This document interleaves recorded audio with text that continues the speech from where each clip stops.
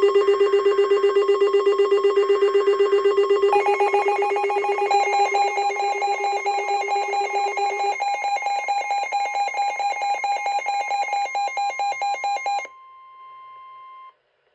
Weather Service in Mount Holly, New Jersey has issued a special marine warning for Delaware Bay until 4:45 p.m. At 3:42 p.m., strong thunderstorms were located along a line extending from 7 nautical miles southwest of Ship John Shoal Light to 14 nautical miles southwest of Bowers Beach, moving southeast at 25 knots. Hazard, wind gusts 34 knots or greater and small hail. Source, radar. Impact, small craft could be damaged and briefly higher winds and suddenly higher waves. Locations impacted include Brown Shoal Light, 14-foot Bag Light, Slaughter Beach, Bowers Beach, Mile Light, Brandywine Shoal Light, and Cross Ledge Light. Move to safe harbor until